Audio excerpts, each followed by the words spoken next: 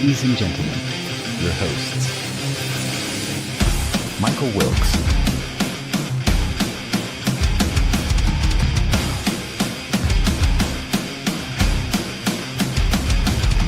Angel Ortiz,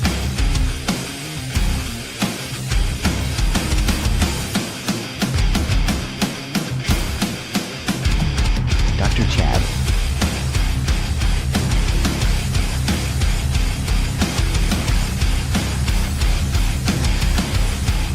and Sam La Cavera.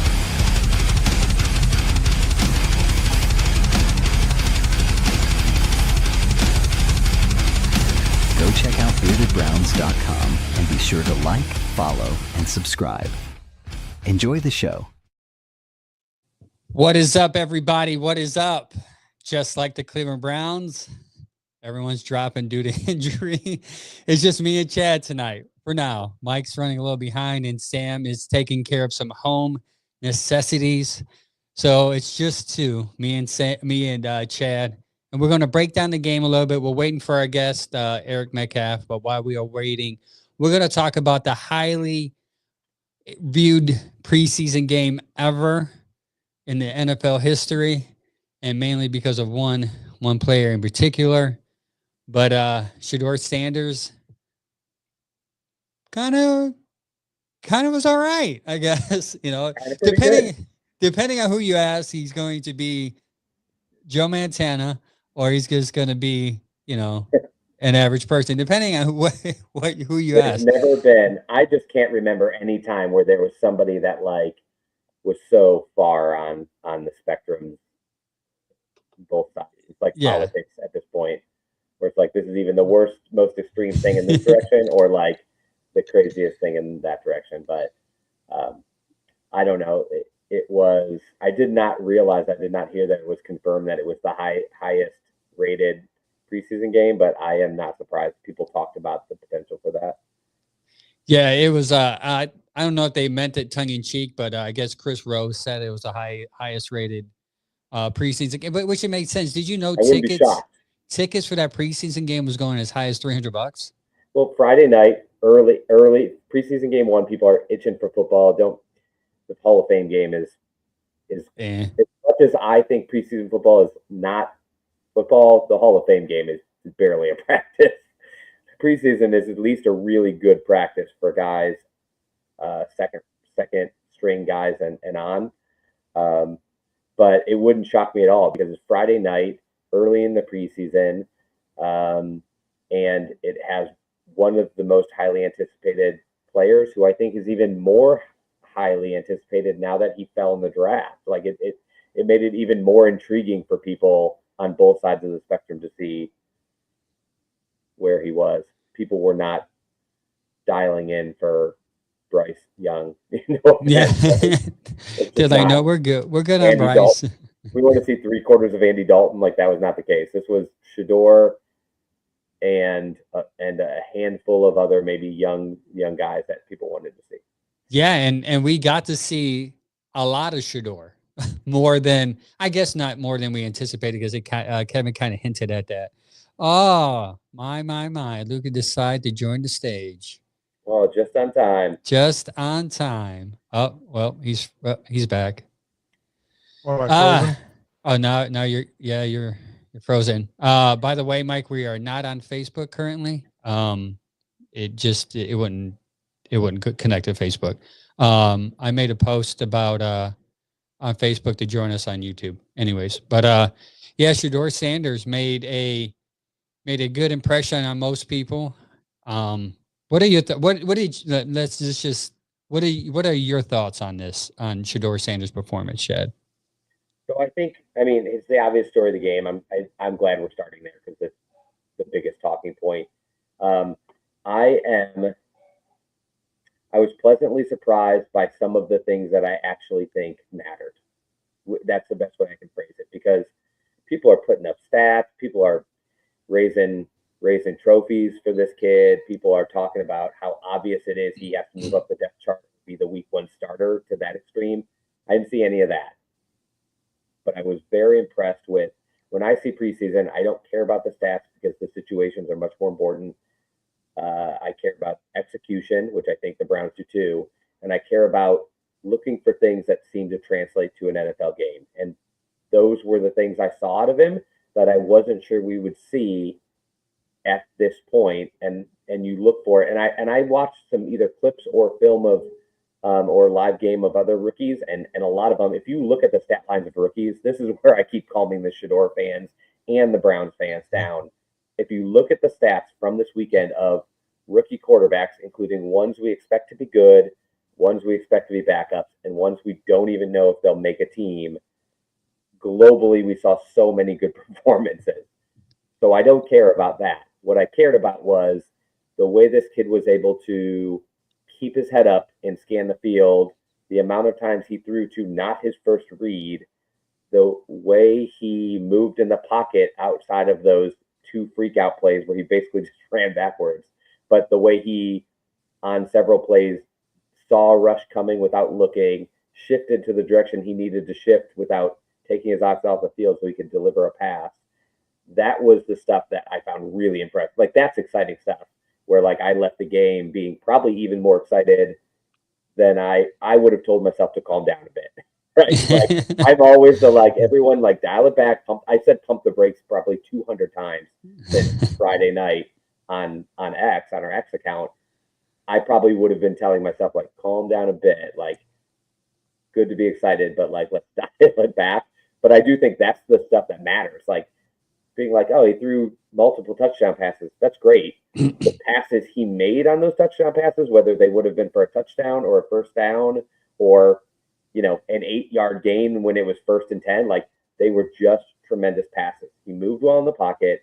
He kept his eyes upfield. He read his reads well.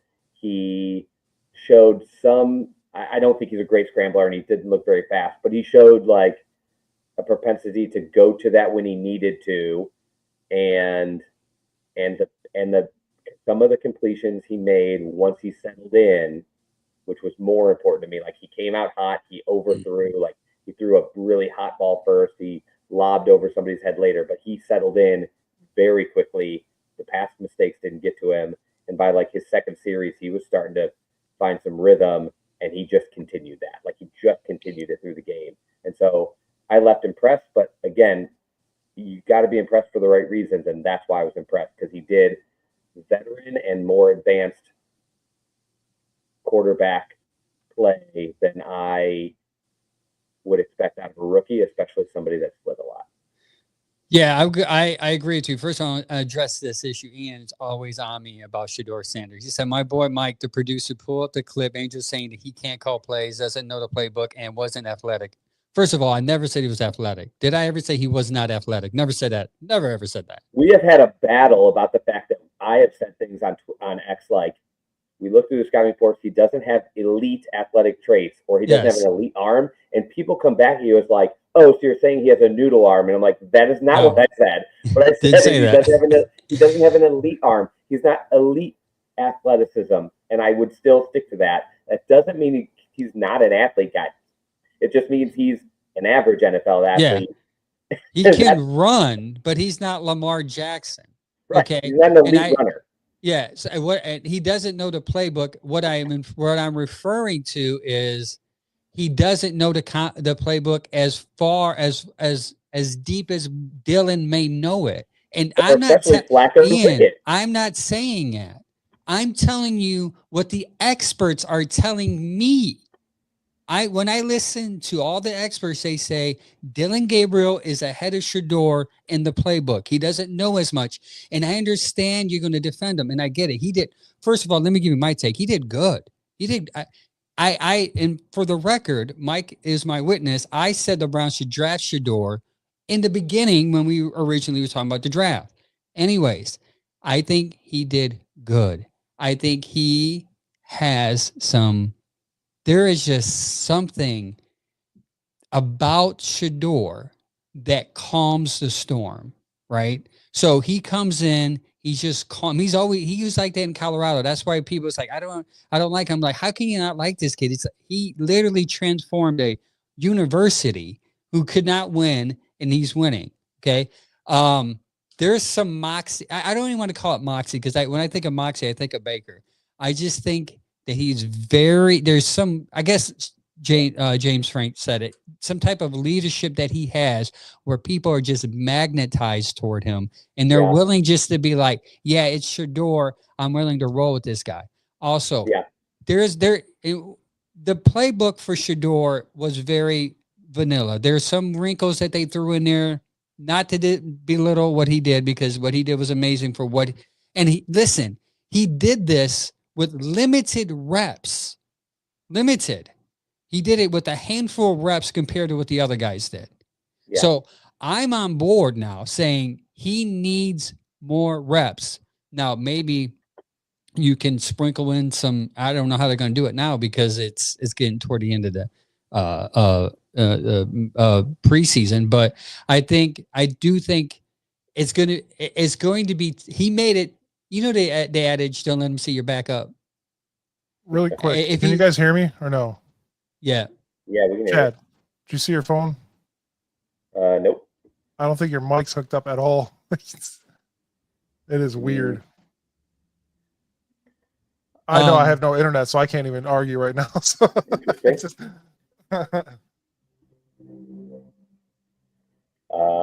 Well, keep going. Yeah. No, you're good. So, I just wanted to make sure. Ian said, so are we going to see Dylan be 100 times better based upon what you said? No, I don't know that.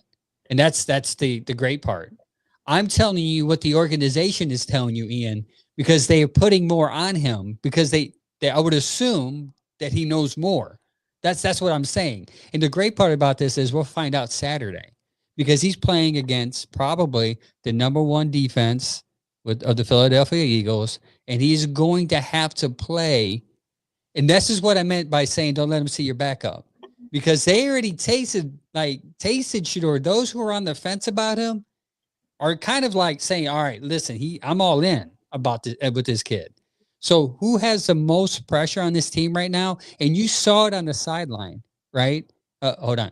You saw it on the sideline when those faces were shocked because of Shador Sanders tearing it up and they know their jobs are in jeopardy. But we have to stop it here. We have a special guest on our platform today.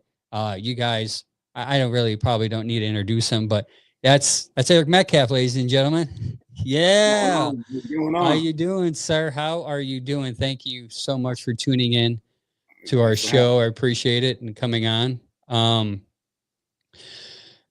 We were just talking about Shador, so we had to kind of calm down a little bit and how pretty good he did. We're going to get into that with you.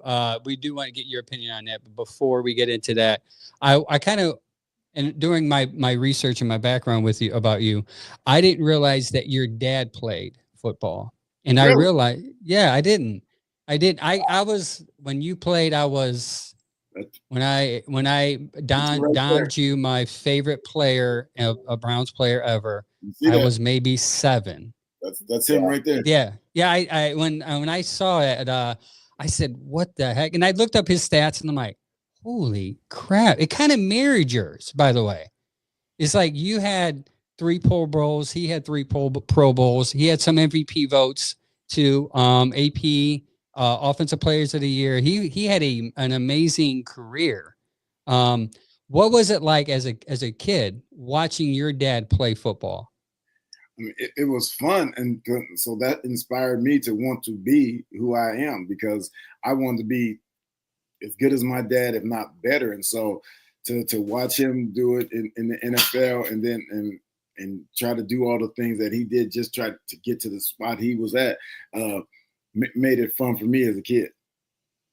Yeah, I was amazed, to be honest with you. I'm like, Eric Metcalf is my all-time favorite Brown, actually probably favorite football player. And I know that seems to be extreme, but listen, I at the age of 10 and 11, I mowed grass and I took carts back to save up money to buy your jersey.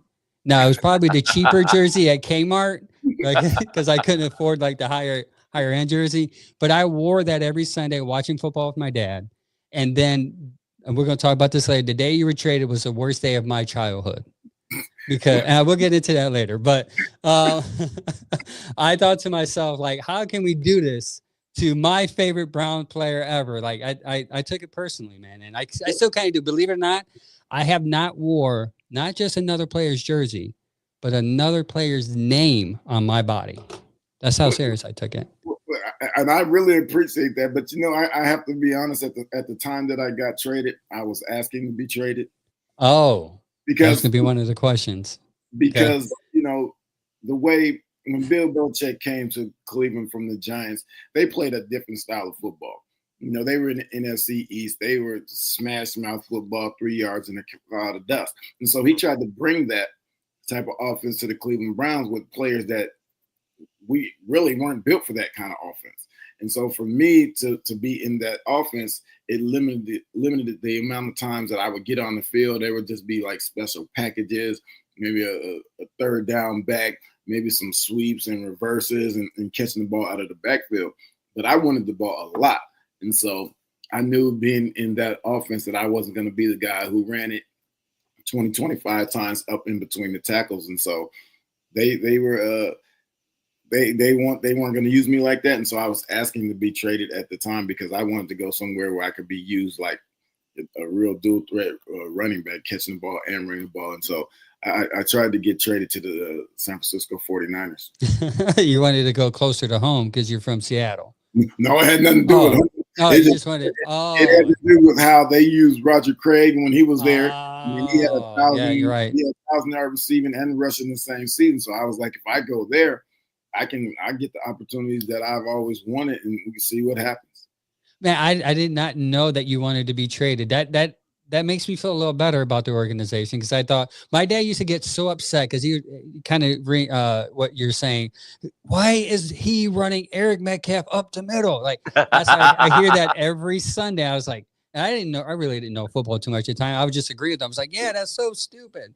But every kid heard their dad screaming at the TV about that, like, get him in space. Get him up the middle, right? Yeah, and Metcalf up the middle was the worst. My dad said that's the worst play call. And really, those plays work if they're blocked properly. And that's not a slight against our linemen. It's just the fact that we weren't the type of offensive line that could go in there and play smash mouth football and pound people down the field. And so that's why it didn't work. But if you in a game like today, you get a team like playing for the Philadelphia Eagles, you're going to have wide open holes. So a smaller guy like me is not getting touched until I get to the linebackers or even maybe the safeties.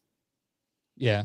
So if they can get you at that point. Yeah, if they can get you at that point, because you were pretty much like Shador's, Myles Garrett in a Porsche speeding down the highway. But nonetheless, a couple of questions real quick before we want to get into what you thought about the first preseason game, especially with Shador. And the reason why I brought that up is because his dad played in the league and he's playing in the league. Did you kind of feel pressure to kind of live up to your father? I don't want to call it shadow, but like his stats, his stature, his play. I didn't, but only because I knew I was good.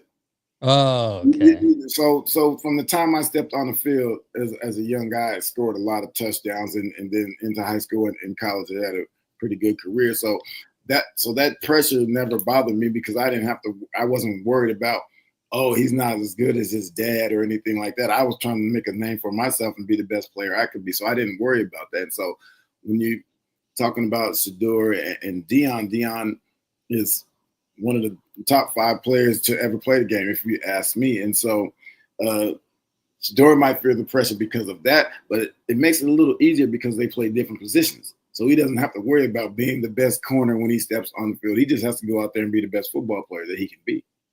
And he kind of showed a little bit on that Saturday. So you went from Seattle, Washington to Austin, Texas to Cleveland. No.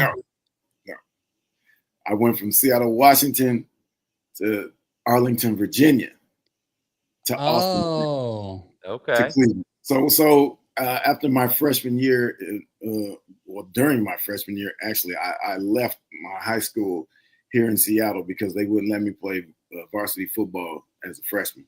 it was an all boys school, and that was just their thing. And I get it. I was a little guy, and I was 13 years old. But I told them if they didn't let me play varsity as a freshman, I wouldn't be there the next year.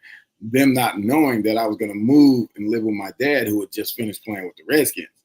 So that's where I ended up going. I went to Virginia because I always wanted to play college football in the South. So I figured back in those days, no one was coming all the way up to the Pacific Northwest to get a small running back to come down south and play football. So I figured that if I moved with my dad, played in Virginia, it'd give me a better opportunity to get in the South. Oh, okay. Well, see, I'm learning a lot today. That actually makes the question even sink more for me, because we were really thinking, what a big transition from Seattle to Texas to Cleveland, coast to coast. And now it's more like Seattle all the way across to Virginia, all the way down south to Texas, all the way up north to Cleveland. That's a big transition to really get your like adulthood and career started. Yeah, and you know, when you think about it, because like I said, I went to high school. I played my freshman year of high school at 13 years old. I played my freshman year of college at 17 years old, the entire year. And so I was always ahead, but young. And so I learned how to do it easy, and then just watching my dad throughout the course of his career, because he moved around a couple of times as well. So I knew the business, and I had a good teacher to follow. So what makes you so fast is the fact that you're a track star. I don't know if a lot of people know that. Do you enjoy doing track, and what got you into doing track? What makes me so fast is I don't want to get tackled. That's a better way of putting it. Yeah.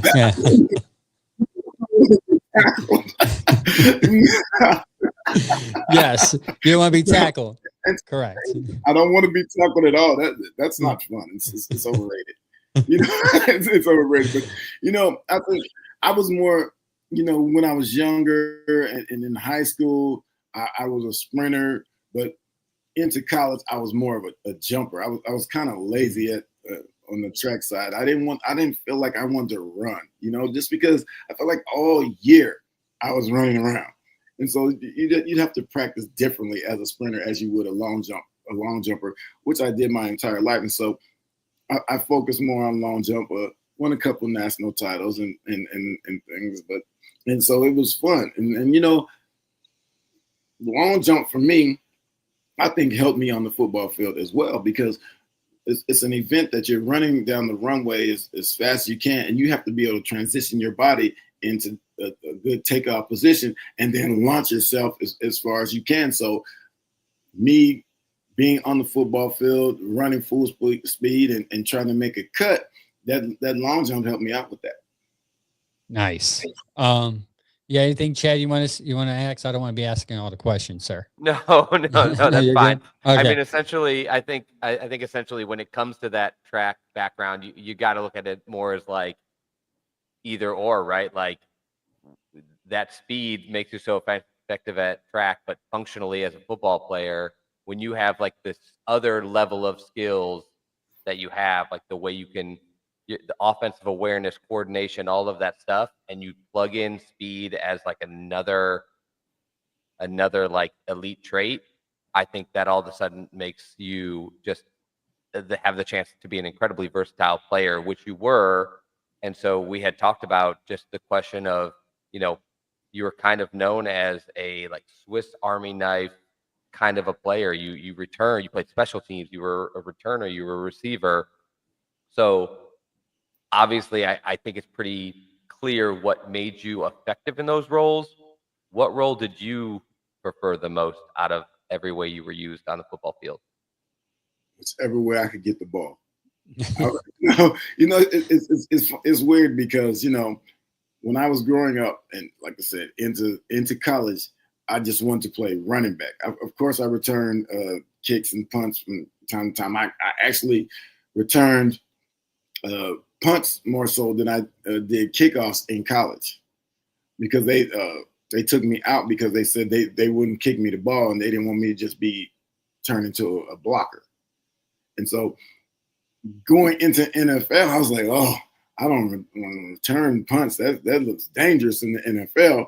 And so my first couple of years, I didn't do it. I only returned kicks because we had Gerald McNeil, who was returning punts at that time. And so, I took a couple kickoffs back, and then Bill Belichick comes and he says to me that he wants me to return punts because he knew that I would complain about not getting the ball. He said, well, that's just another way for you to get the ball and have opportunity to score touchdowns. And so once we got into it, I embraced it. We were scoring touchdowns and it felt good. I just, I liked having that ball one more time, and then a lot of times the punt returns are a lot longer than plays from scrimmage. And so that's more fun. And so I then gravitated towards being primarily a punt returner because once again, in the NFL, they did me like they did me in college. And when I was back there as a kickoff returner, they wouldn't kick me the ball and force me to be a blocker. And so they primarily took me off of that. Speaking of punt returns and kick returns, you probably get asked this question a lot. 1993, legendary game against Pittsburgh. I'm sure you probably get that question asked a lot, but I don't want to ask you that question in particular, but I want to ask you, that is, most fans think of you, they think of that game. And I'm as a kid, that's the game I think of. But as a player, what game do you think of that stands out the most, that when you think of your career, you think of, man, I can relive that moment every day of my life? It varies. I mean, my favorite game for myself is a game we played the Houston Oilers down in Houston, and we lost. But I had like 100 yards receiving and maybe 90 yards rushing. And so that's my favorite game because I thought that's how my whole career would be. That's I came in thinking I could be like Roger Craig and do 1,000. And so that's why that's one of my favorite games, because I just knew this is how it was going to go.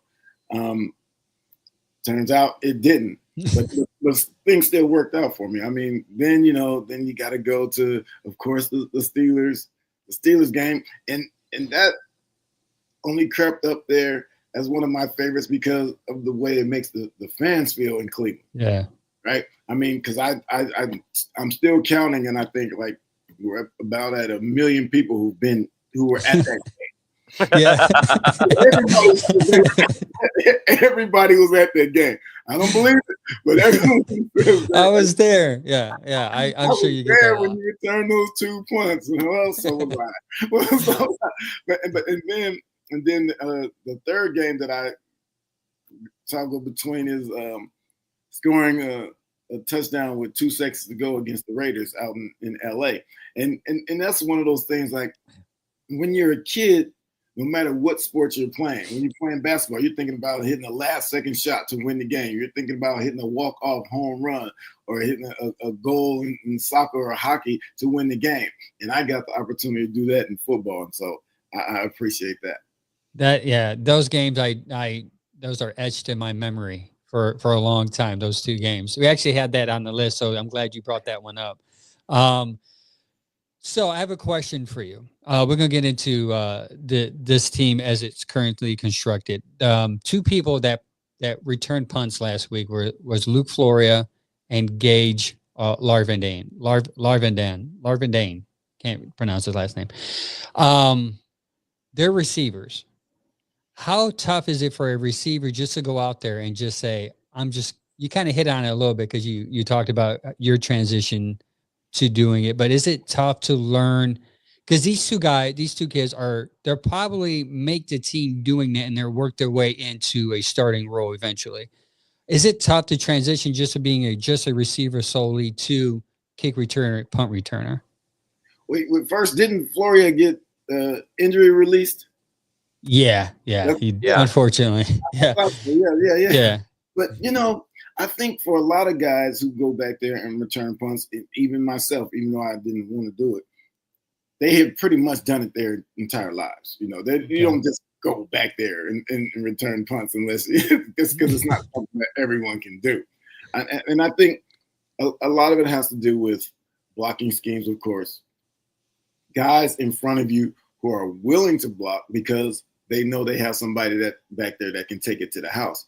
And I think that's So that's the transition, and that's the things that people have to think about. I think when you have a punt return unit out there that believes they can score every time the guy returns it, people tend to work a little harder, right? And I think that's what's changed a lot with teams and punt return schemes. Now it's more so they have guys back there who they just know can catch the ball, and they're willing to live with getting a first down or two with the return. It seems like back in the day, there were more guys and schemes that people were setting up to try to score touchdowns to make it easier on the offense. So, it's a tough situation, and it's hard for guys who have the scoring mentality, because they know sometimes it might not be set up for them to score touchdowns, but you get used to it. You get used to being back there judging. You watch film. You know how the ball comes off the foot of the punter. You watch which gunner they like to kick it to. You know which jammers you're going to put in front of their best gunners. And so it makes you a little more comfortable when you're back there when we're talking about catching the ball. And you know, when it's all said and done, people don't really think about it, but you don't have to catch the ball. You know, people might get mad and it might roll 20 more yards and you lose some field position. But if you don't feel comfortable about catching it, you'd rather not fumble it and still end up with the ball back 20 yards further, as opposed to taking a chance, trying to run up there full speed, being off balance, it hitting you, and the other team gets it. Yeah, actually, we just saw that in the first preseason game. Somebody came out and couldn't handle the punt, and the Browns snatched the ball right back with an incredible set of like a field position situation. So you're right. There's a perfect example right there of, if it's not a good punt to field, if it touches you, you're out of luck. Yeah. And like I said, it's got to be one of those things that you're just comfortable with. And, you know, a lot of guys think, because they are listening to coaches, catch the ball, you got to catch the ball. But what if I don't feel comfortable catching this ball, coach? Because, I mean, I played in Denver one time, and they punted to me, and as I was looking up, a snowflake hit me right in the eye. And I just took off running from the ball. And everybody was like, why didn't you catch the ball? Well, I couldn't see. I need to see to catch the ball. Right. Yeah. Two more questions and we'll let you go. I know you're tight on time tonight. First one is, you kind of hit on it, the Atlanta Falcons trade. Is that something that you were heavily involved with, or they just said, because times are different, because now it seems like players have more control or kind of where they want to go or how contracts can work out. Did you have some type of say where you wanted to go? And were you relieved? You obviously were relieved, but were you okay going to Atlanta if that wasn't your choice? Well, I told you where I wanted to be traded. Yeah, San Francisco. And the Browns gave me permission to start negotiating a contract with the San Francisco 49ers. Oh. So the night before I got traded to Atlanta, I thought I was going to San Francisco. I knew it was a done deal. I found out the next day I was playing in a charity flag football event down in Florida, and I walked off the field and someone just told me I just got traded. And I was like, oh, yeah, sure. Yeah, I'm good. I know that. And he said, the Falcons. And then I was like, what happened? and so at the last minute, the Falcons offered a little more than the Niners did. And so that's why I ended up going to the Falcons, which at the time I was very upset with, because like I said, I wanted to be in that 49ers offense. And then knowing that once I got to Atlanta, that I was going to be a slot receiver, which I had never done in my life, I'm like, this is not going to work. It worked out. It worked out. It worked out really good, because that was was it your best career receiving yardage? Was it over 1,000? Close to, over 1,000. I had 104 catches and 1,000. Yeah. And the whole time I'm thinking, like, my dad was like, see, I was right. Metcalf up the middle was not the proper play call. You should have put him receiver. And I was like, yeah, you're right. I guess you're right. That should have been the coach. Yeah, he's like back in. I actually feel like everybody around me was echoing that. Like, why are we running Metcalf up the middle? He's better outside the tackles. I don't know. They were drawing up their own plays. I remember as a kid, it was just funny. One more question for you. If you got to watch the preseason game of the Browns, obviously it seemed like it was the most watched preseason game ever. What is your thoughts on Shador? How did he handle himself, and how did he play? I thought he played well. I mean, as well as he could. I mean, people will say, well, the first team defense wasn't out there, but so what? You can only play your schedule or who's out there, right? So when he was out there, he was making some tight window throws, some things that we wanted to see. More importantly, I thought was he scrambled, and people said he couldn't move. So he was able to scramble and get a couple first downs or just get away. And so other than the one when he kept running back, which you can't do in the NFL, but especially when the first team is out there. But he showed some moxie. He showed he wasn't worried about anything that had happened in training camp, like him not playing with the first team or anything, that he just wanted his opportunity to go out there and play. And I think he made the most of it. Yeah, I agree that moving it backwards has kind of brought me back to Colorado. But I think for me, I think what shocked me the most was he was calm. Right. I don't know I guess I shouldn't have been surprised that he was calm in Colorado, but it was good to finally see a quarterback just take control of the offense, even though he had his moments, overthrew, but like you said, he's going to learn, he's going to grow. And obviously he did. Well, I thought he did really good. Well, hell, we see veterans not calm and throw the ball, and overthrow the ball and throw interceptions and scramble and not make the ball to the line, get the ball to the line of scrimmage. We see them do that, so you got to expect a rookie to do that. And so I like the fact that he went out there, like you said, he was calm, especially knowing that in Colorado he was sacked almost every play. Yeah. But it didn't hurry him. He through each play, through his progressions, and then tried to make the throw. Eric, I hope you guys can hear me. I got really one quick question for you. I came out of the producing for this. I hear you're a bourbon guy. We're all bourbon guys on a show. What is your favorite number one bourbon? I already know. Woodford. I already asked him. Woodford. You already asked him? So what he asked me before. So Woodford is because it's my every day. That's my every day. Yeah, that's Woodford's like my every day. I don't make me sound like I'm alcoholic or anything when I say it's my every day. I really mean every day.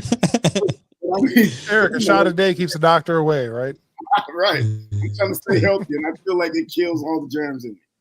Yes. First of all, I've worked a lot with older people. I'm a physical therapy doc by trade. There's a lot of them that will tell you having a little sip of bourbon every day is how they got so old. Like that is like if you talk to the right generation, they'll be like, yeah, you should have a glass of wine or a little sip of bourbon every day. I mean, if you think about it, just think like my grandmothers and great grandmothers. They smoked cigarettes and drank all day, and they were living to the 90s and 100s. Now people unfortunately are going out early, and I want to be like them. So I'll have a little more than a shot to make sure I can have a little more, just so I can stay alive. Well, don't stop jumping hurdles. You'll be there. Four finger pour. Last question. Who do you think should start for the Cleveland Browns as quarterback? Joe Flacco. Yeah. I feel like that is the football player's answer. I feel like Joe Flacco right now, whatever this team is, we don't know until they get in the games. But whatever this team right now, I believe that he gives you your best chance of winning right now. I mean, and so because you know what you're getting, he knows the offense. Stefanski has coached him in a real game setting where it really matters against first teamers, so they know how to work with each other and get it done. And then, so I think he should be the starter. Now, if it doesn't go well, then you can put one of the young guys in, maybe number 12. maybe one young guys and see what happens. I have a question because I asked this question to everyone, and because if you think of this team, we don't know what it is, and early in this season, it could look bad. It could be like 2-4 after 6 games, right? And so, Yep. but if it's not, what if it's say 4-2 or Keep 5-1 going. or 5-1, and Flacco's not playing well, but they're winning? What do you do then? You win. For that locker room, you win. You keep on doing what keeps getting you there, right? That's right. That's what I think. But a lot of Yeah. people say, then you got to push the door. No, you don't, because then you change everything. See, I seen that love mistake the before. fact that you said that. Now I'm going to clip this, and every time someone says, if they're even if the quarterback they have sucks, play Shador, but they're winning, I'm going to say Eric said this. Eric agrees with us because we agree with that. It doesn't matter because I think the defense is going to carry them anyways for the first 4 or 5 games anyways. I think they can win with defense for the first 4 or 5 games anyway. So even if you get subpar quarterback or offense, keep the ball away from the defense because that's been our Achilles heel the last 2 years. Can't keep on throwing interceptions. I think you'll be good enough to at least maybe by game 6 be 3-3. That's my hope. That's like my optimist Browns fan hope. Yeah. Yeah. That thought immediately gave me flashbacks to 2014 when Brian Hoyer had the team at like 7-4 or 7-5, and then they decided to make the quarterback switch, and then they lost every game after that, and the team just crumbled. But I appreciate that answer because I do think it almost carries over to something you said on the punt return that really stuck with me, and that's when the team believes that you can take it to the house, they just innately block a little bit harder. I think when you ask veterans, like, or even just football guys who should start for this team, they say Flacco. And I think Flacco, for all of his flaws at this point in his career, the one thing he has is the faith and the respect of his teammates. And if they believe he can get them to wins, I just think we've seen it the other way where they just don't have the drive, the push, the grit to get through these games. It really helps when they believe that the guy that's under center can get them the win. The defense has a little extra push. The offense blocks a little bit harder, and just guys are ready to make plays when they believe in what's happening. And I do think that's a relevant point that has to be taken into consideration by this coaching staff. And I've told people many times, and and it's you're not really supposed to say it, but I'm old now. Who's going to do something to me? That when I was playing for the Browns, it was just like being out there with Bernie and other quarterbacks were different. It's like if I'm out for a pass and then he throws the ball across the middle and I know I'm stressed out and could get taken out, for him, I feel a little differently about going after that ball. Interesting. Okay. Especially if you're losing a game. Whereas some other guys, I'm like, I don't want broken ribs just for this guy. that was the question I wanted to squeeze in there, Eric. Honestly, like, how was it coming in with Bernie? Because when you got drafted, Bernie was obviously the quarterback. Did you guys click right off the bat, or was there some things that you guys had to do to get in sync with one another? Well, as a rookie, I held out, so I didn't come to the last preseason game. But so I guess he was going to make us click because my first play in practice, he audibled. I was split out from the running back position. I've just learned the plays. He split me out, and he audibled. I didn't know what was going on. He threw the ball and hit me. and then I looked at him, he just was laughing. I was like, okay, this is how this is going to go. That was a little bit of hazing. I was like, don't worry, because they didn't get to haze me during camp because I wasn't there. I was like, don't worry about it, because when we get on the field in real games, your thoughts about me will change. Hey, I know you got to take off. I want to thank you personally for coming on the show tonight. We really do appreciate you. Obviously, you are a huge part of this history in Cleveland, just as a part of the fan base and the organization itself. We definitely want to give a shout out to the Tuscarawas Browns backers, guys. Yes. Them guys, Rich and Jason over there are great guys. And thanks for hooking us up with you for sure. We'd like to do this again soon if we can. I promise I will not text you as much next time. I grew as much as I could out for you guys. He tried. I was gonna. He's like, my internet's been jacked. He took like a week. He already passed me up. So it's Yes. Yeah, man, we definitely look forward to having you on for maybe later on in the season, just to give your insight on what you think and everything. That'd be awesome. You're a legend, man. We do Uh, sincerely appreciate you joining the show tonight. And yeah. Also, before you go, I'm just gonna let you know you made my dad proud. Now I'm his favorite son because I got to talk to his favorite football player. So I Well, I appreciate it. appreciate it. And I want some free work from Chad. My body aches. And so I need, Yeah. I need to tighten me up.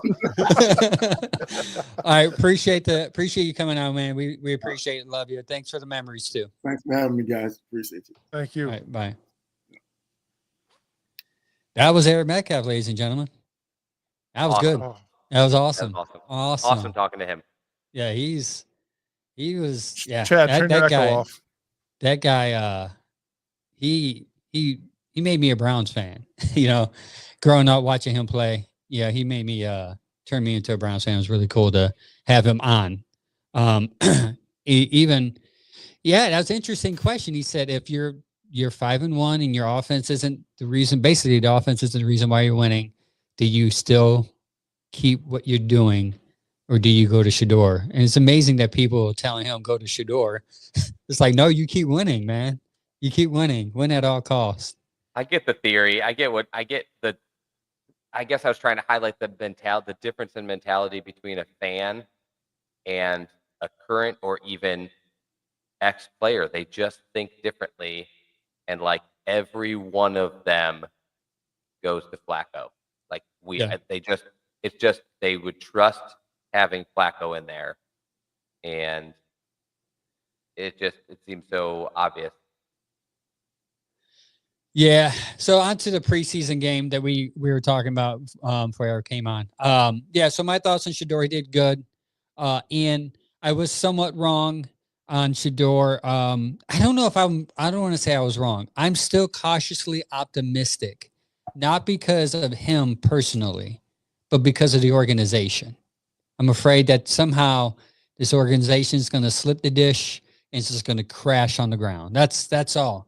But I've always felt like we were rooting for the kid. Now we're going to see this week how good Dylan is compared to Shador, and I'm guessing going to be a lot of comparisons and content's going to be flying for either one. So look on our pages because I'll be posting some stuff. So, but there's other players that played the game other than Shador Sanders, believe it or not, guys. Let's start with Mason Graham. What are you guys' thoughts about Mason double team Graham? I will go as long as I can, just because I don't know if my internet's going to spike. 2 weeks issue. I think the kid shows promise. He was still, I'm not going to say struggling out there. He was getting double teamed every time without Miles out there. So you're going to have to come up with a remedy to figure out one of the two. I think he's going to be a force to be reckoned with, just like Miles is. And a lot of the defensive line is going to be a force to be reckoned with. So offensive lines are going to definitely have to look forward to this Browns defensive line, period. I think Mason Graham will show up to be a dominant player. And as of right now, it's hit or miss because, like you said, we watched him get double teamed numerous times on that preseason game. Yeah. So I'm happy. Now you're worse. Because my mic got worse. No, you're echoing. You're good. I wonder You're where good. the echoing is coming from. Well, got effect on. You're good. We'll work on that later. What was you saying? Okay. I'll give a quick answer and then we'll fix it. I won't bog people down, but I mean, Angel and I were so high on Mason Graham coming into this that it's awesome to see with all the backlash they got for making that trade and making that pick. I saw like everything I wanted to see out of that first couple snaps against first team guys for Mason Graham, to see that he has the physical capability to disrupt that that offensive line. I didn't expect him to get sacks. I know that down the line maybe he can, especially with guys trying to step up in the pocket from Miles. But I think the reality is his job is going to be to create center up the middle. And like Mike mentioned, he had multiple double teams, and it just seemed like he created pressure multiple times. And the one play I saw reviewing the game of him getting knocked back, he immediately took his hands, used the momentum of the offensive lineman that kind of got the jump on him. He wasn't low enough. And then he was able to kind of just jujitsu his way through. He just kind of popped the guy's momentum. The guy kind of flew past him, and he was able to regain his balance and make contact with the runner to stop progress. So it's like even the play where he lost to the rep, he came back and found a way to win it. So to me, I'm like, if his goal was to shift from what they had him doing at Michigan to just creating pressure and havoc against the offensive line, I feel more optimistic even now that he's going to be able to do that, and he's going to be an impact lineman regardless of stats. He looks like he's going to be a disruptor. Yeah, he definitely impacted impacted Bryce Young a couple of times. He moving him around in the pocket. I recall one when he was double team. He still was pushing the guy, and it made Bryce Young kind of move around.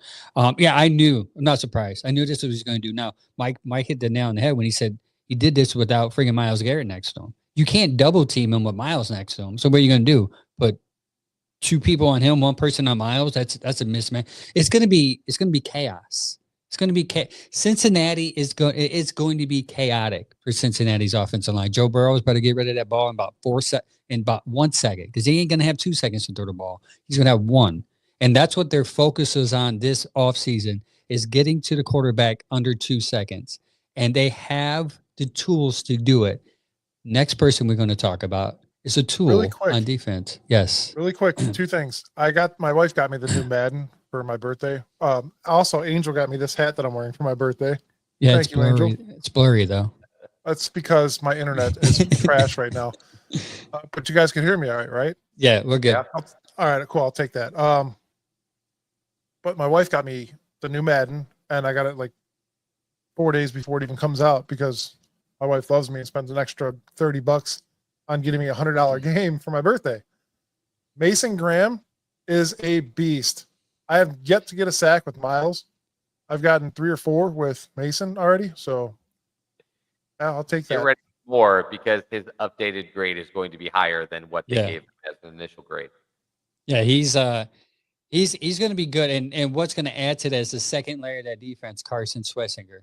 That dude was 13 snaps, and I saw him, and I feel like he was in 13 plays. Like, you seen him somewhere in the defense, like whether he was on top or the bottom of the pile. This guy was everywhere, literally sideline to sideline, right? Or even up and down. He was just everywhere. Guy was impressive. It's like I still miss JOK, but it kind of like soothes the pain a little bit for not having JOK out there. So real quick, I'm going to order that jersey probably tonight. They have him now. Carson page, Swessinger, for sure. I mean, without a doubt, the guy is going to be a phenomenal for the Cleveland Browns. It was impressive to watch him, especially at the line when he ran up to the line and he grabbed that guy. He made a outstanding play when he reached out and grabbed the running back, their starting running back, and literally yoked the guy down and ended the play. Not only that, he read the play very well. I texted you guys right in the middle of it. I'm like, man, do you see it? He read that. He dropped back and made the play again. Just incredible mind, I think. That guy's going to be an incredible asset to this team. And we talked about you can only garner so much stuff from preseason. So you're looking at maybe not a stat line, but you're looking at things that carry over. It's the easiest to see when you're looking at Mason Graham and Carson, because they were in against the first team, and they're going against first team offensive linemen, albeit not the greatest team that we played, but hell, neither were we last year. But and they're making these plays against Chuba Hubbard and Rico Dowdle and actual proven NFL players. This is not like they ran out their third string. All of their. I think Trevor Etienne is going to have an ability to play in this game too at some point in his career. Like, they have a legit running back room, and these are the guys that are making plays. And as much as you can question Bryce Young and his ability, he came along at the end of last year and he looked good. And the one thing that nobody is questioning is his mobility and his ability to move around the pocket. and that's what this group of linebackers and defensive linemen were dealing with. And besides one time when he broke away from him, when basically the pressure just came too triangular at him, they'll clean that up. And I think that was mostly Alex Wright not breaking off his contain, but that's the one time where Bryce was able to roll out and make a great play for a touchdown. But even on that play, they just had consuming pressure on him. So I really think that is something you can take from this game and go, okay, without some of their best players, this defensive line looks very dangerous. Without some of their veterans, this defensive line looks very dangerous. And Carson Schlesinger came from like a one-year wonder in college where he came on. He was a late bloomer. He came on so good at the end that he earned himself a first-round grade from a lot of scouts. And then they're putting him immediately in the middle to take charge of the linebacker with the green dot. And this isn't like the plan would have been like, well, let's use him at the will for a while with this other guy. Let him learn. He's going out there. You talk about getting thrown in the fire. He's going out there and they're putting all of it on him at once. And to see him like look completely comfortable, there was no point where he looked, well, I'm sure he'll make mistakes, but there was no point at all, like we talked about with Shedeur, where he looked just uncomfortable. He looked in command, and that is awesome. Yeah, it's trending to be one of if it pans out the way if everyone pans out the way it plays out, this draft is going to be one of Andrew Berry's best yet. On to the edge rushers or rushers in general on that defense. They caused some issues. Now it is Carolina. Their offensive line is pretty good. Might be pretty good this year. But their rushers, man, it didn't matter who, right? It could have been anybody. It seemed like they were impacting the play. Yeah, Elijah or McGuire was out there. Yeah, Okonkwo made a couple of big plays. They did that early. I feel like the most pressure you saw and the most havoc was early, which is encouraging because yes, that's our better players that we played, but it's also against their better players. That was a notable thing for me. Our guy Ralph Holly crushed Sam. Yeah, he ran someone over. He landed right on top of him. Yeah, landed. Yeah, he posted on his Instagram. That was funny. On to the we kind of hit on Sanders, Mike. I don't think you did. What was your thoughts on Sanders? So everybody knows on the show that normally watches, I was not a huge fan of bringing him here. I thought there was going to be issues, and when it happened, I'm one of those. Chad's going to hate me when I say this, but I'm a realist fan. That you're a roller coaster. Stop it. I try to be as real as I possibly can. But as a Cleveland Brown, I have to back this guy 100%. Whether he be the starter, second string, third string, doesn't matter. We talked about it numerous times. Whoever the starting quarterback is, I'm going to back that guy 100%. And for him to come out here and show up and show out the way he did, it wasn't a perfect game by any means, perfect half or whatever. But those tight-knit passes that you saw are a real thing. That's something that he could do. Two second and third string wide receivers with your second and third string offensive line. He's used to not having a good line. So to see him go out there with a subpar offensive line and still be able to make those plays happen were kind of cool. It was interesting to me. And I think with a better offensive line and more time, if needed, he could do it. Scrambling capabilities were pretty good. He got out of the pocket when he needed to. The running backwards thing is the downfall that will never go away, I think. But other than that, no, Dan. I will not back Deshaun when he's healthy at all. I think that ship has sailed. Yeah. Dan is also, guys, the owner of the Bearded Bastards Barbecue Sauce, sponsor of ours. So if you'd like to, yes, go to his site. It is. I'm going to post it right now again. Go to their site and check them out. Great sauce. Dude, the Verde sauce is so good. Verde. Yeah. Sorry. Did you want to talk about another edge rusher or rusher, Chad? Yeah. So the only other note I had to mention, because I said it to some people on X, I'd mentioned in the show, it was noted to me by a bunch of fans when I did my like key takeaways from the game outside of quarterback that I didn't mention Aiden Huntington, the undrafted free agent. He is he's going to be on the D line. Granted, he makes the team. I think it was more notable though. The reason I kind of wrote it and deleted it was he was making plays on special teams. But I think we've talked a lot about when you're going to sneak into the bottom of the roster. Yeah. Much like the returners, the only way I think those receivers have a real chance of making the active roster their first year is to do something special on specials. But he made several plays, and it goes along with what some of the reports have been coming out of practice that he's just disruptive on the defensive line when he plays against the second and third teams. He hasn't been in, I don't think, with the starters. But you're looking at a guy that just all around defense, special teams, just it looks like another guy to keep an eye out. Along, we talked about Floria. Now his journey, at least for what we are hoping for, is probably done. Larvadane is another one we've been pretty high on. And then there's some other tight ends and receivers who kind of popped in and made some plays in this game. But I thought it'd be worth mentioning on the defensive side that Aiden is going to be a name that probably Browns fans should just keep their eye on because he can't make the active roster. There is no way he's not going to be kept around on this team for practice squad for development because he definitely has something. Yeah. It is. I mean, this is a different show, but Andrew Berry he seemed to be finding talent this year. I mean, it's going to be hard to be like, man, that guy did pretty good. Like, but he can't make the team because you only have so many even practice squads. There's only so many people that can be on the practice squad or even on the starting 53. So there's going to be some people that are going to be like, oh man, he played good for us. That's going to hopefully make a team and make them better. And that's credit to the scouting and to Andrew Berry in finding those players.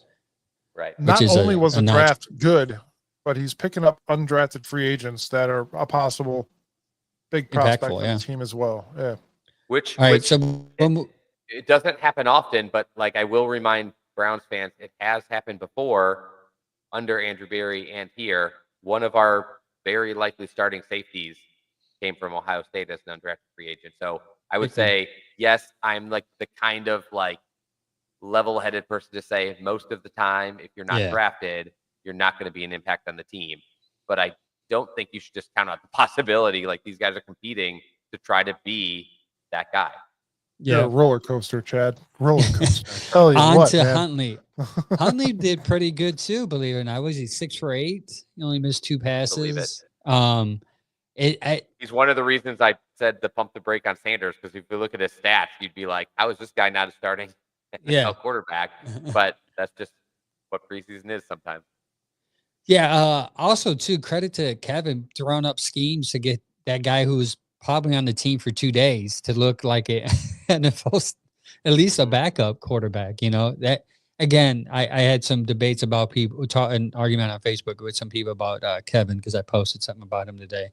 And you guys are gonna, if you lose a guy like that, you're gonna miss him. Trust me. I know a lot of hates on him, but on to the receivers. Receivers had good. Deontay Johnson had a high ball from Sanders. He missed it, but he looked pretty crisp. Gage was probably the MVP as far as receivers last week. Davis? Yeah. Davis. Yeah. He's Shador's. He and Gage is Shador's favorite targets, I feel like. Who else was out there making plays? Floria before he got hurt. He made that one-handed catch. I still think it's worth mentioning Floria for 2 reasons. One, the fact that they put him and Larvadane back there to return punts tells me that they're trying to etch out a role for these guys. 2, he made the catch of the game. I know it wasn't for a touchdown, but I think that was the most impressive catch. Sadly, if Shador could, he would take it back down a tiny notch because it was definitely catchable.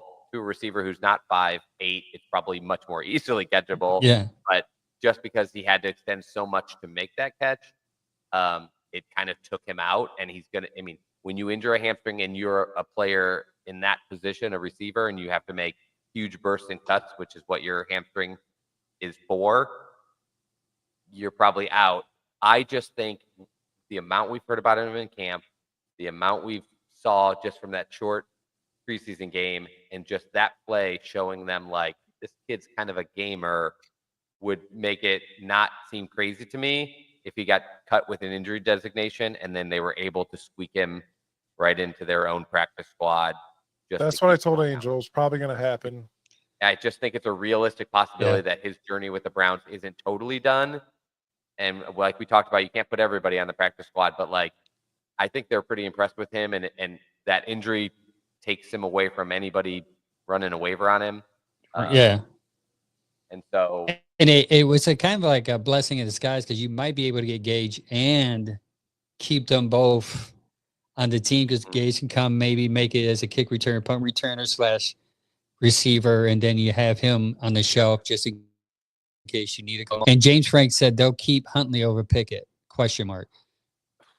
I don't think they're good. I think Come if they, I think Huntley is there. I think Huntley is on this team because they weren't going to walk into this preseason game with the only quarterback being able to play being Sanders. That's why Huntley was brought into this team. I mean, that's it. If Dylan could play or Pickett could play, I'll say this: the door is not totally closed on Kenny Pickett just because he hasn't played yet. I'm going to die until he's gone. Okay, I'm thoroughly convinced that they want him. Yeah, I think he was playing. Tight ends. Tight ends. Yeah, they did pretty good. I feel like here's what I was encouraged overall about this preseason. That it seemed like our offense was scoring points, and I wasn't used to that compared to last year. I felt like things were easy, even though it's preseason. I get it. I'm not on like the train of Super Bowl, but I felt like the tight ends did pretty well. I didn't see Fannin didn't play, Njoku didn't play. Davis slide up as a tight end? I think Fannin did play a couple plays. I don't think he had any. He didn't make it back. Like that, okay. I seen him dressed on the sideline. Fannin was dressed, but I didn't see him play. So as for the tight ends, I'm cool with what we have. I think between Fannin, Whitehart, and obviously Njoku, having those three rotational guys as well is going to be a big part of this team. I believe that Fannin is here to possibly take over from Njoku when it's time. As unfortunate as that is to say, we've witnessed it. We talked about it on the show numerous times where Njoku will catch a catch that is completely not catchable, but he will drop a pass. It's right at the numbers, and you saw it at Camp, Angel, when you went. Yeah, he did. I threw him a perfect dime right in the numbers, and he dropped it. And then you heard the whole crowd just like, oh. There's some guy in the background yell explicitive things. Like, catch the ball. Yeah. I totally forgot about Bates. I was trying to remember the other tight end that was out there. Brendan Bates. Yeah, he did pretty good too. That's all of them did. I put in my notes. Almost every major drive scoring or just long drive that the Browns put together, at some point in that drive, Sanders got the ball. Sanders especially, and it carries over to Huntley, but when Sanders was playing, at some point in every drive, a tight end made a big play to keep the drive alive. And I just think that's really positive to see, knowing that tight end is like a long developing position that guys don't just step in and show success very often in the NFL right away. But knowing that they've got a lock in Njoku, Fannin's not going anywhere, but that's about it for guys on this roster that are like known commodities. The fact that they have multiple guys that are showing potential that they can continue to develop with or keep on the roster if needed is really positive, because I think we would have all said he's frozen. It's blank after that. I'm frozen? Yeah, I agree. No, Chad was frozen for a second, but I heard him. Next, onto the offensive line. By the way, the second string offensive line. I thought it was hit and miss. There's some plays that were like, man. But again, just like I didn't have high expectations. I knew their backup. So but I thought for backups they did pretty well. I mean, big props. The big props go out to Luke Whippler because that's the guy that stood out. I think, and I won't even credit it. I think the first person I saw that said go back and look at the line and look at what Luke Whippler did, I think was Pete Smith from the OBR. Yeah. And I think you go back and you look and you see like, okay, here's a guy that they picked in the 6th round. They really loved him. Last year he had an injury that took him out for the whole season. So the wonder would be, well, shoot, is that ship sailed? And the fact that he came back and now looks great, stepping in, I think is a really positive thing. So I think that's nice to know. Like they've stacked up guys like Zach Zinter and Luke Whippler to kind of be DeJuan Jones, for instance, all guys that are like, okay, we grabbed these guys because even though we have all starters at the time they were drafted, if we can develop them, they can step in. And it is good to see that this is a realistic contingent plan, that this is a long-term plan this Browns organization has put together of starting to find solutions to their future problems. And so knowing that future problem came up with Jed Wills not getting it done, and they had already drafted DeJuan Jones and found a way to move him to the left side. And just if Ethan Poach gets hurt or has to come out, that's another guy that they're like, okay, we have a comfortable guy we can set in. And then they've got other guys in that same ilk, like Zach Zinter, who had a really rough year last year, but what lineman didn't? You want to be able to see those they guys shifted step him in. though. You remember they tried him at left tackle, they tried him at left guard, right? Yeah. And that's another thing. If Jack Conklin could stay healthy for an entire year at right tackle, that would be awesome. You got guys that you could rotate out in and out to hopefully make that happen. But at the same time, again, you got to worry about injuries. Zach Zinter could also play center. So I mean, I as a non-Michigan fan, I would love to see Zach Zinter come in here and thrive on the offensive line. You just got to figure out where you're going to put him. And I know this is a common occurrence where people will come out of college and say they play left guard in college, and that's where they dominated. And they might move to right guard or right tackle. It's just possible. They figure out where they're best suited for this scheme, and it sometimes works and it sometimes does not. Yeah. Zinter had to stay behind. I think he got injured actually during before the game. Unfortunately, hopefully he gets better, comes back. I'll tell you what he did. He ate too many chicken wings with Mason Graham. Yes. Yeah, Michigan guys. No. So on to running backs. Samson looked okay. He had 2-3 carries ish. Samson worries me until they can have him doing the thing that he was drafted to do. Yeah, 2 carries, 6 yards. That's what I thought. Yeah, I don't expect to see them hand the ball off to him on first down and really see him as an impact player the way we've designed this offense. Yeah, but Marshall had a pretty good game.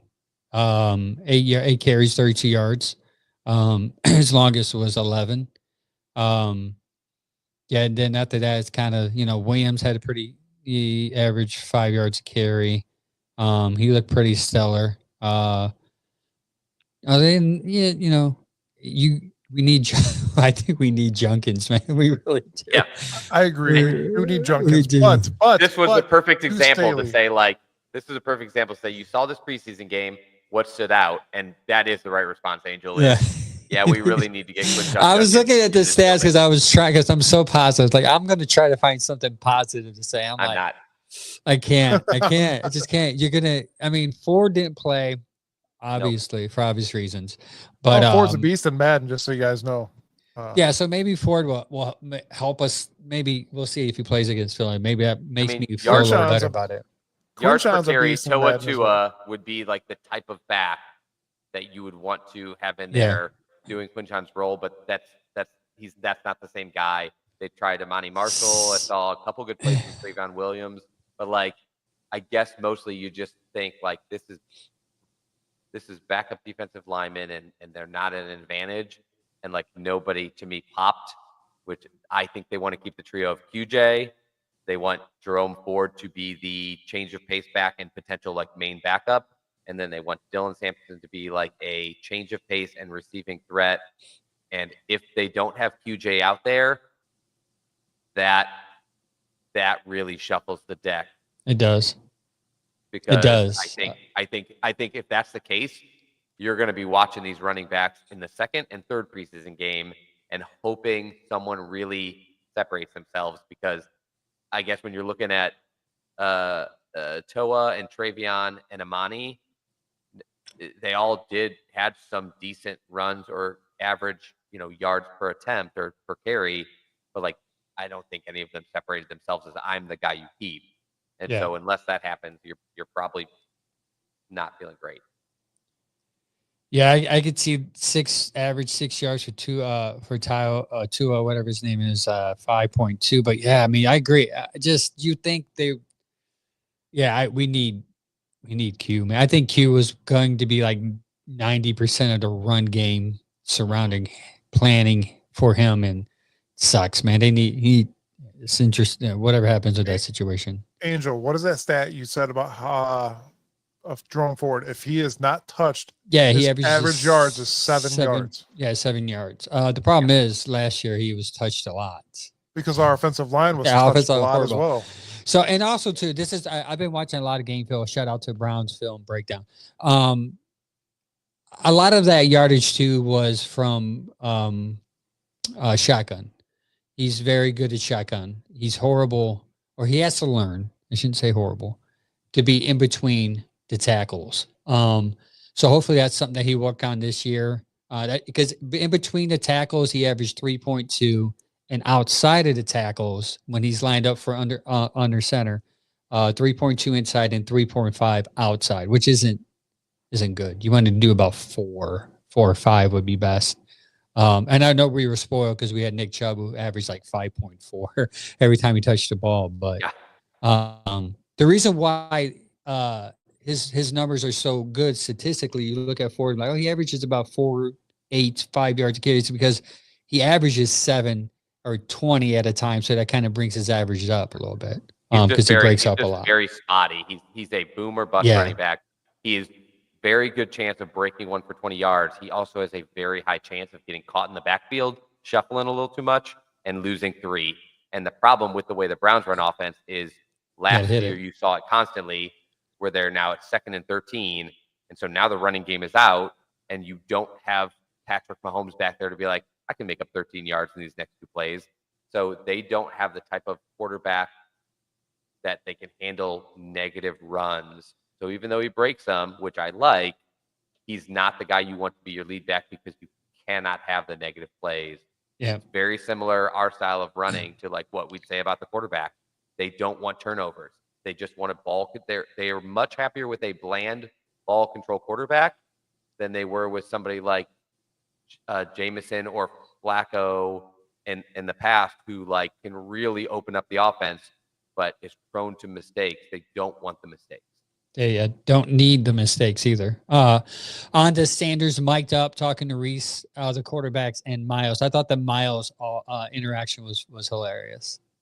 And you could kind of tell Miles is like, I want this dude to be my quarterback. To be honest with you. I was just going to say, they do mesh pretty well. Did you guys got a chance to see it? I'm glad. I thought the first thing, I brought this up to several people who were like, did you see Sanders' scrambling ability? Now, on the positive, he did take off twice, and both times got some good yardage.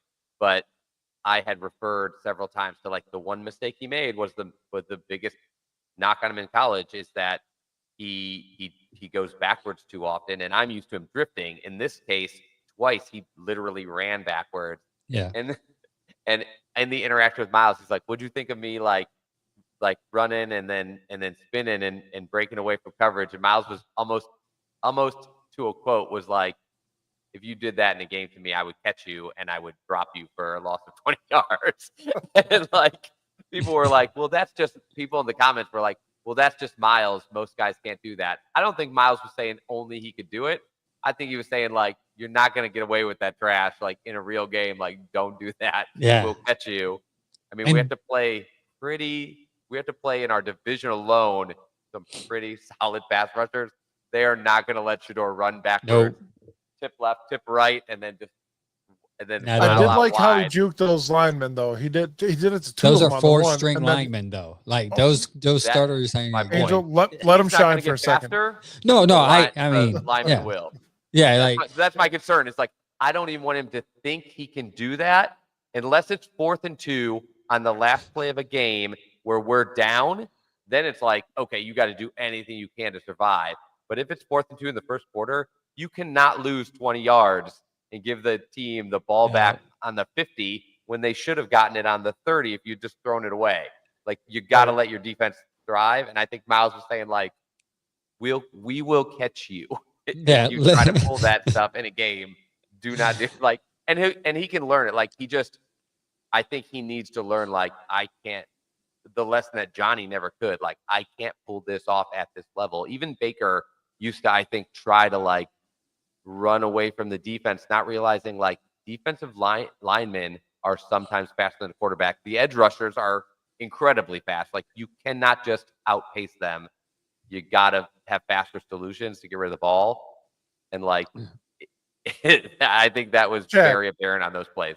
very respectfully asking you this. If Myles Garrett was running at you, what would you do?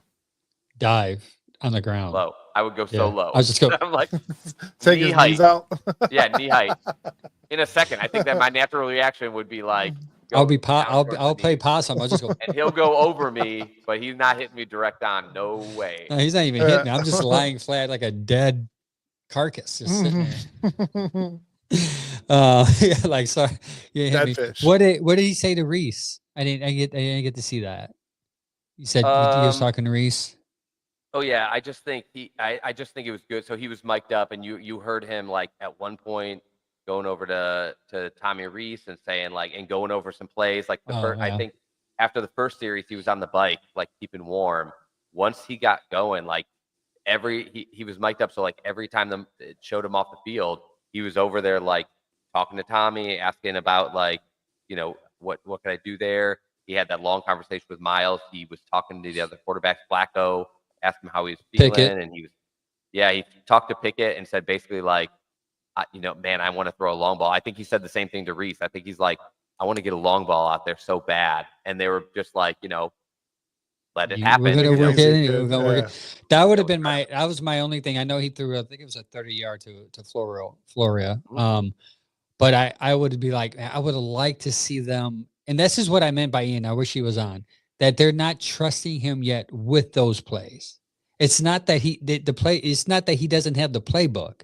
It's that they're not opening up that second or third level in the playbook because there's something. I mean, not that they don't. Maybe they do. Maybe they're just like we're just not going to do it yet. Yeah, 30-second timeout. First of all, to Ian's comments, the things he said we said last week just did not happen. Like, did not miss last week's show. He's like, you guys said that he couldn't do this, and you said he could. There was no point where we said any of that stuff. I think the closest thing we said was he's most likely just not caught up on the full playbook and classroom stuff compared to all of the guys in the room who have more experience running these kinds of offense. And they're not going to have him go out there and try to do the things he can't do yet, which is why he's not getting first team reps in practice, because they want to be able to do anything that's open to the offense, because all 11 guys have to get better on that play.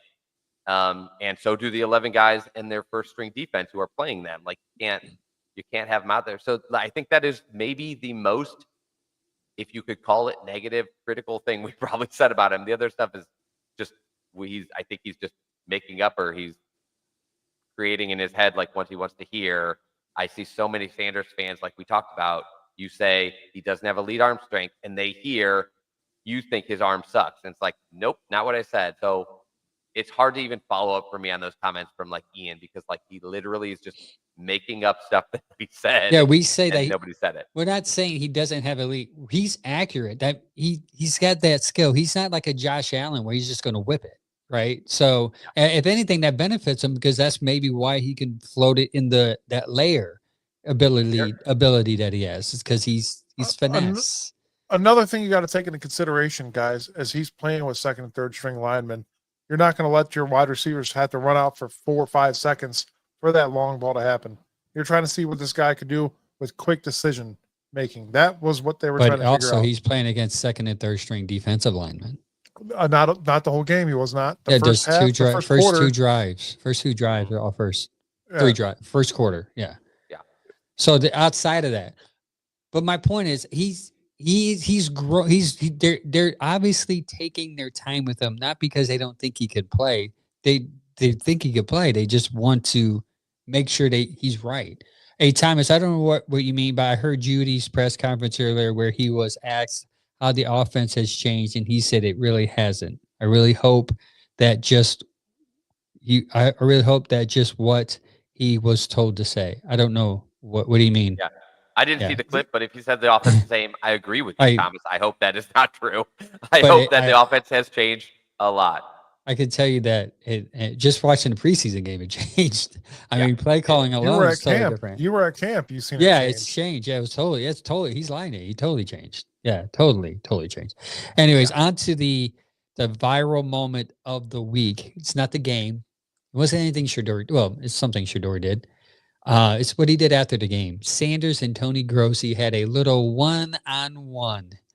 And I love the altercation. First of all, I love the sincerity of Shador Sanders just wanting to know why, right? You can just tell like he was hurt. Like he was like, man, what did I do to you, Tony? Why you got to say something negative to me? Why? And Tony his response was like, hey, bro, I'm sorry, man. Listen, like, I get it. I'm sorry. Like, he's like, come on, start saying something nice to me. Say something nice to me. And unfortunately, I could not hear his response because Monday I was busy at work. So did you hear it? know what Tony Grossi said? Tony Grossi said, oh, man, I'm sorry, dude. Oh, sorry, dude. So did you guys, so I saw the interaction. Everyone saw it. It was, I thought my very first thought was, I love the way he approached that because we've had other quarterbacks. Baker Mayfield. Something in the press conference. Now, I don't think just Baker Mayfield, but that's obviously the first person you think of. That when they're criticized by the media, they call them out in the press conference. And I've never thought, like, I like the grit, but I've never thought that's the best way to do it. I know this was being filmed, but like this was not at the same level of like of that. And so I just thought it was funny that he approached him and that he's not like shy about doing that. I think it was a worthwhile thing because of how well it turned out. It might not have been that clean, but it did. Grossi came on and basically answered some questions about it. And he said, like, for everybody that doesn't know, Sanders didn't come up to me and approach me to make that comment. I approached him because I wanted to continue talking to him after the press conference.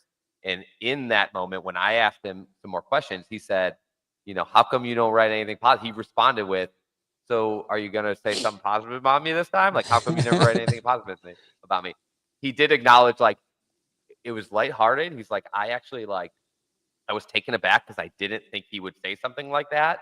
But he said he was very appreciative of it. He immediately recognized, like, I much more appreciate him saying this to me just one-on-one than to, like, put a story out in the media, say something in a press conference, like, whatever. He's like, so that was I was appreciative of it. He's like, I didn't love that, like, part of his camera crew caught it. I would have rather it just been a personal moment.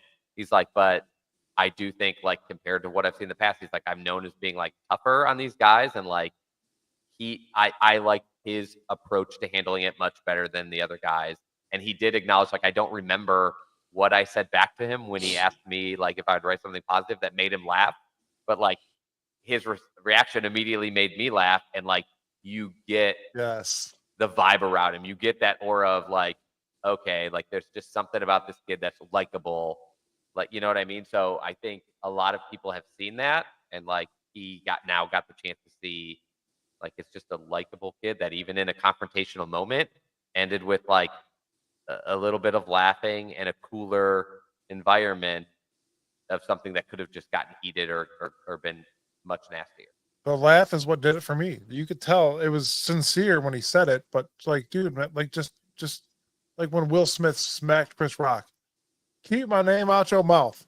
Like, I mean, I literally, the first post I saw on X, I don't remember who it was, but they posted, like, this is the first time I've seen Tony Grossi smile since, like, 1989.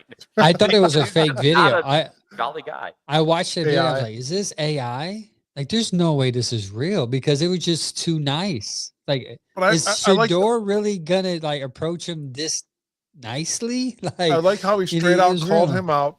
He stayed humble in the moment, and then they laughed it off. Like, Yeah. I'm not gonna say it was set up, but you owe the guy an apology, man. Like, I'm not gonna say the guy's gonna come out here and shine for the Cleveland Browns by any stretch, but at the end of the day, the guy showed up and turned out. And yes, it was Yeah. a preseason game. Give the guy what he's worth for now, and give him some positive feedback. There's plenty of positive feedback going around, and Yeah. everybody's Five talking the about most building a positive. statue.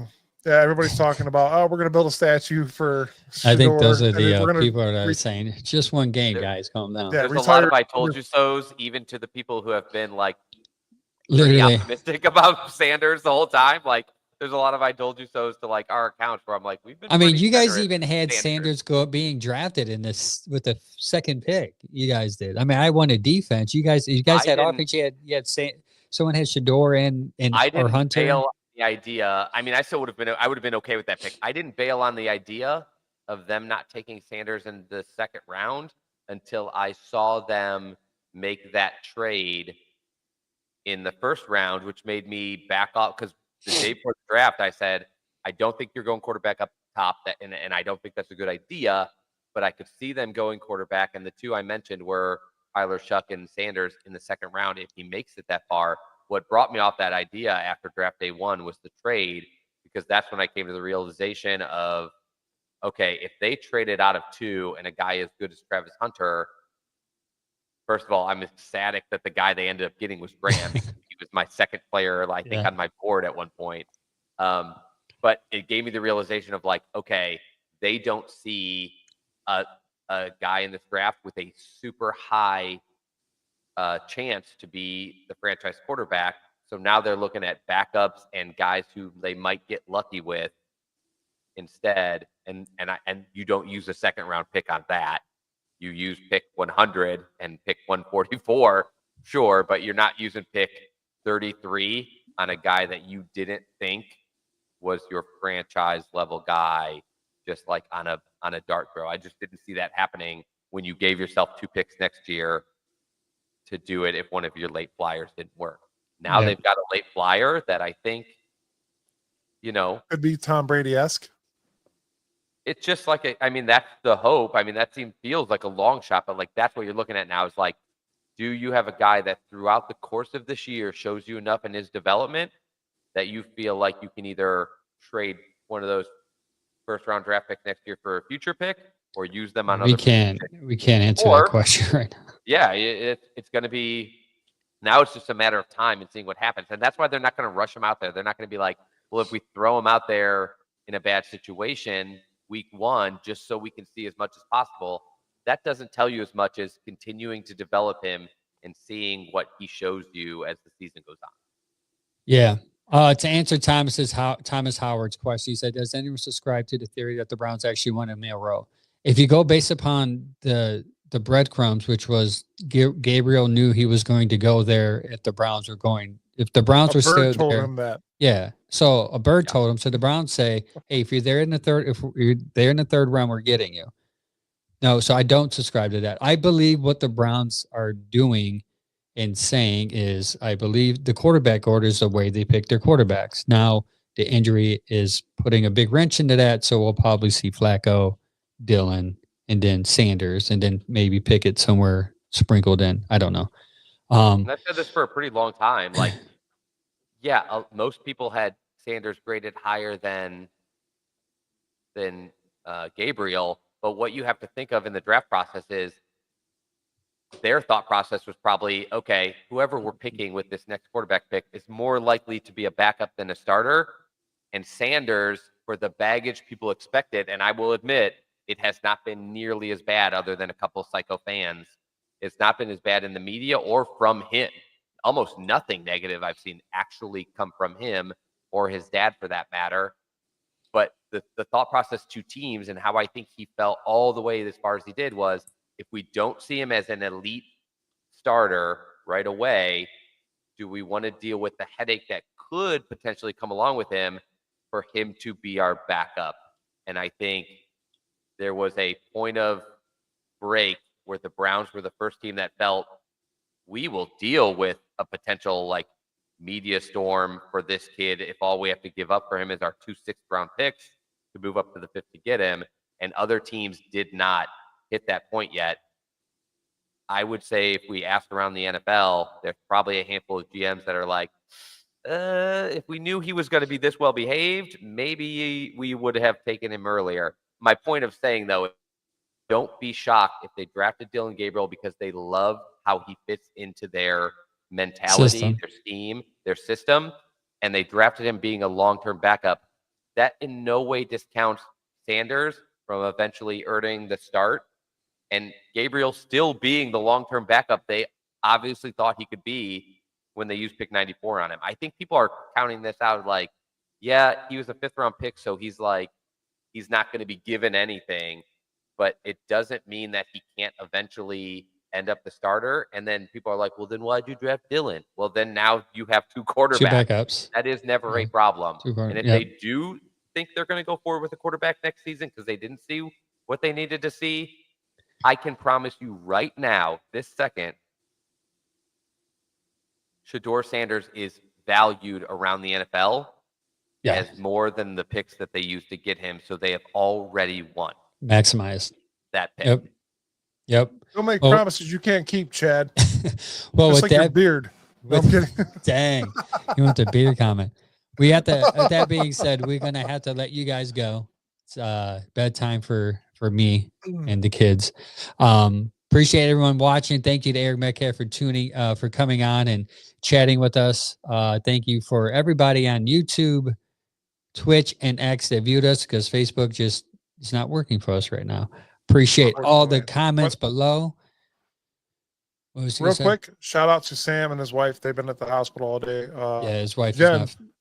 Yeah, Jen, the girl that keeps all of us in control here, our like manager, if you will, is in the hospital, and just draw some prayers for her right now. She needs them, and hopefully Sam will be on next week.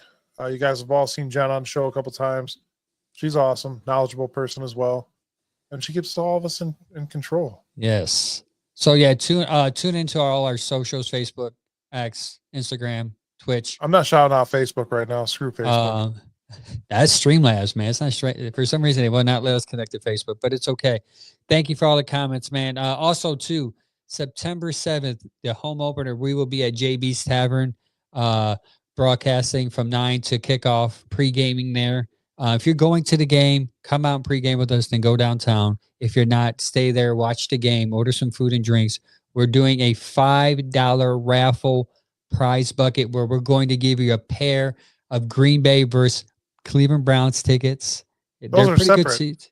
Yeah, I thought they were all together Tickets in the bucket. and then the bucket. Oh, I thought they were together in the bucket. Yeah, you're going to be able to pick which one you want, the bucket or the tickets. Well, it wasn't communicated to me. I made it sound, I thought it was all together. Either way, come and you can get the tickets. I got tickets for days. Come and get get your raffle tickets. Come out and just, I don't know, pregame. You know, it's going to be a fun game. Hopefully we can win and have a, fun time. JB's Tavern, Parma, Ohio. It's going to be fun. Either way, we got to let you go. See you next week. Till next time. Go Browns. And